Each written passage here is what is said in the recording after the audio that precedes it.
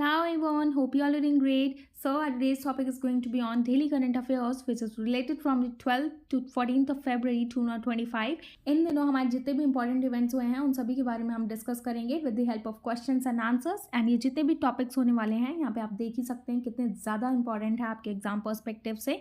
Okay, तो ये सारी चीज़ें हम एकदम डिटेल में डिस्कस करेंगे with the help of questions and answers. Okay, so without any further ado let's start with topic. So first question is which country is the host of Artificial Intelligence Action Summit 2025?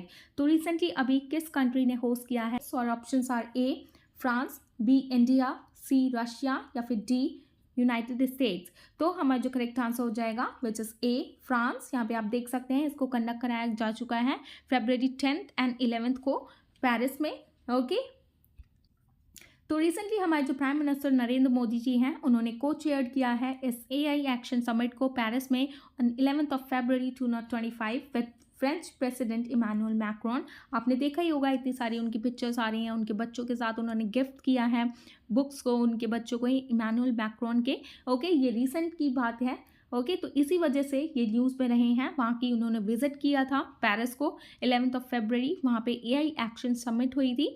Okay, तो ये चीज़ें आप याद रखिएगा किस वजह से वो गए थे वहाँ पे। एंड फ्रांस ने रिसेंटली होस्ट किया है इस थर्ड इंटरनेशनल AI समिट को on 10th to 11th February 2025 ताकि ये प्रमोट कर सकें global cooperation in AI development. Okay, and recently PM Modi ने ये अनाउंस किया है that India will host the next global summit. Okay, India host करेगा next AI global summit following discussion at the Paris summit. Okay, इससे related भी वहाँ पे discussion किए गए हैं जो पेरिस समिट अभी रिसेंटली हुई है कि ताकि वो इंडिया भी इसको होस्ट कर सके नेक्स्ट ईयर यानी कि 2026 में ये ग्लोबल AI समिट को। ओके, इसी वजह से ये जो न्यूज़ है ये हमारे एग्जाम पर्सपेक्टिव से बहुत ही ज़्यादा इंपॉर्टेंट हो जाती है। Okay, so just remember all these points.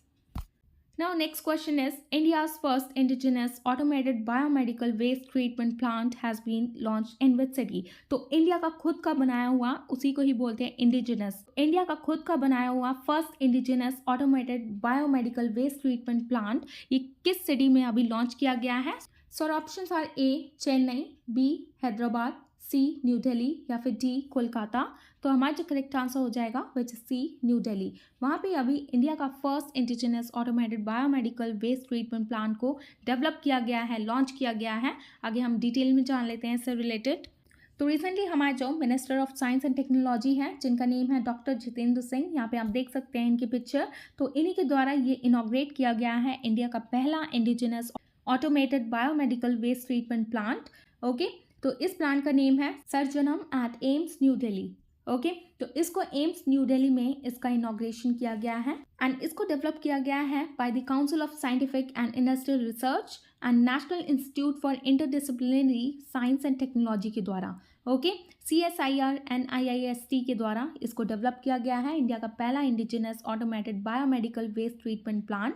तो इसकी जो इनिशियल कैपेसिटी रहेगी वो रहेगी 400 kg पर डे एंड ये प्रोसेस कर सकता है 10 kg of degradable medical waste daily. जितने भी मेडिकल वेस्ट डेली जो होते हैं वो ये इसकी इनिशियल कैपेसिटी रहेगी 400 किलोग्राम पर डे एंड ये प्रोसेस कर सकते हैं up to 10 kg of degradable medical waste. Okay, and India generate 743 tons of biomedical waste daily and India जो है वो 743 tons biomedical waste daily generate करता है जो कि आगे हेल्थ रिस्क को भी दर्शाता है। एंड ये जो सर्जमन है ये वैलिडेटेड है for antimicrobial effectiveness and it's safer than organic fertiliser. Okay, तो ये सेफर है ऑर्गेनिक फर्टिलाइजर से भी। ओके, सर्जनम। तो ये सारी चीज़ें आप याद रखिएगा। Now next question is R-37M missile is developed by which country? तो रिसेंटली अभी यहाँ पे ये आप देख सकते हैं R-37M मिसाइल डेवलप किया गया है किस कंट्री के द्वारा? सो और options are A Australia, B India, C Russia या फिर डी फ्रांस। तो हमारा जो करेक्ट आंसर हो जाएगा which is D Russia. Recently अभी रशिया ने ही इस R-37M मिसाइल को डेवलप किया है। आगे हम डिटेल में जान लेते हैं। तो यहाँ पे आप देख सकते हैं रिसेंटली अभी रशिया ने ऑफर्ड किया है इंडिया को द R-37 मिसाइल जो कि one of the world's best air to air missile है। ये एयर टू एयर में ट्रैवल कर सकता है, ये चीज़ आप याद रखिएगा। एंड इंडिया को ये रिसेंटली रशिया ने ऑफर किया है ये मिसाइल R-37M। ओके, एंड इसको डेवलप किया गया है मेनली बाय रशिया के द्वारा। एंड ये जो R-37M है इसको डिज़ाइन जो है ये इसलिए किया गया है ताकि टारगेट कर सकें एनिमी फाइटर जेट्स को, ड्रोन्स को बियॉन्ड विजुअल रेंज। ओके, तो ये बियॉन्ड विजुअल रेंज भी टारगेट कर सकता है कोई भी एनिमी फाइटर जेट्स को। एंड ये इवॉल्व करता है from the R-33 missile and ये टारगेट करता है हाई वैल्यू प्लेटफॉर्म्स जैसे कि टैंकर एयरक्राफ्ट। ओके, एंड इसका जो गाइडेंस सिस्टम है ये इंक्लूड करता है inertial navigation, radar homing and semi active radar for the terminal phase. Okay, and ये जो मिसाइल है इसकी रेंज है 300 to 400 किलोमीटर एंड इसकी जो स्पीड है वो है up to the Mach 6 and इसको बनाया जाता है for highly effective long range interception के लिए। ओके, तो इस वजह से आप याद रखिएगा। Now next question is where was the third edition of India energy week held recently. तो रिसेंटली अभी इंडिया का third edition related to India energy week कहाँ सेलिब्रेट किया गया है? So our options are A Jaipur, B new Delhi, C Chennai या फिर D Bhopal. तो हमारा जो करेक्ट आंसर हो जाएगा which is B new Delhi. Okay, तो रिसेंटली हमारे जो प्राइम मिनिस्टर मोदी जी हैं उन्होंने वर्चुअली इनॉग्रेशन किया है ये third India energy Week in new Delhi on 11th of February 2025 को। ओके, एंड ये जो इवेंट है ये हाईलाइट करेगा इंडिया की significance as a global energy market. And इसका जो फर्स्ट एडिशन हुआ था इंडिया एनर्जी वीक का ये हुआ था बेंगलुरु फेब 2023 में एंड इसका जो सेकेंड एडिशन हुआ था वो हुआ था गोवा February 2024 में। एंड जो थर्ड एडिशन किया गया है वो किया गया है from 11th to 14th of February 2025 in new Delhi. Okay, तो फर्स्ट एडिशन हुआ है इसका बेंगलुरु में, सेकेंड हुआ है गोवा में एंड जो थर्ड हुआ है वो है न्यू दिल्ली में किया गया है फरवरी में रिसेंटली। ओके, तो ये चीज़ें आप याद रखिएगा। एंड ये ऑफर करता है प्लेटफॉर्म्स को for global energy companies to network, showcase technologies and explore sustainable energy solutions. Okay, तो ये सारी चीज़ों को करने में मदद करता है ये platform India energy Week. Okay, तो ये सारी चीज़ें आप याद रखिएगा। Now next question is what is the rank of India in the World Logistic Performance Index? Okay, तो recently अभी क्या रैंक रही है इंडिया की world bank logistic performance index में? सो our options are A 25th, B 29th, C 36 या फिर D 38। तो हमारा जो करेक्ट आंसर हो जाएगा विच इज D 38। अभी इंडिया की ये रैंक 6 प्लेस से बढ़कर 38 हो गई है। ओके, तो यहाँ पे आप देख लीजिए इंडिया की जो रैंक रही है वो 22nd रही है इंटरनेशनल शिपमेंट्स में एंड 38 रही है ओवरऑल लॉजिस्टिक परफॉर्मेंस इंडेक्स में। 2023 की रैंक है ये। Okay, Indian ports turn around time is 0.9 days better than countries like USA, Australia and Singapore. तो इंडिया का जो पोर्ट है वो बेटर है USA, ऑस्ट्रेलिया एंड सिंगापुर से। ओके, एंड ये जो मैरीटाइम अमृत काल विजन किया जा रहा है 2047 में जिसका मोटो है ये अलाइन करेगा with the blue economy and इसका एम रहेगा to transform India's maritime sector. Okay, तो ये जो है यहाँ पे हमारे इंडिया ने इनिशिएटिव लिया है मैरीटाइम अमृत काल विजन का 2047 तक। ये एम है कि हमारा जो इंडिया है वो ट्रांसफॉर्म करेगा मैरीटाइम सेक्टर को with the blue economy. Okay, and इसके जो की इनिशिएटिव्स रहेंगे उसके अंदर इंक्लूड किया जाएगा expanding port capacity, enhancing operational efficiency, sustainability through green projects and promotion coastal tourism. Okay, इसके अंदर प्रमोट किया जाएगा कोस्टल टूरिज्म भी। ओके, ये सारी चीज़ें आप याद रखिएगा। एंड इसका जो विजन है ये फोकस करेगा on ship building, workforce training and enhancing India's global maritime presence को। ओके, तो ये सारी चीज़ें आप याद रखिएगा। तो यहाँ पे आप ओवरऑल इंडेक्स देख सकते हैं। ये जो 2023 का इंडेक्स है इसमें टोटल 139 कंट्रीज शामिल हुई थी जिसमें से फर्स्ट रैंक है सिंगापुर की, सेकंड है फिनलैंड एंड जो थर्ड प्लेस पे है जर्मनी एंड हमारा जो इंडिया है वो आया है 38 प्लेस पर।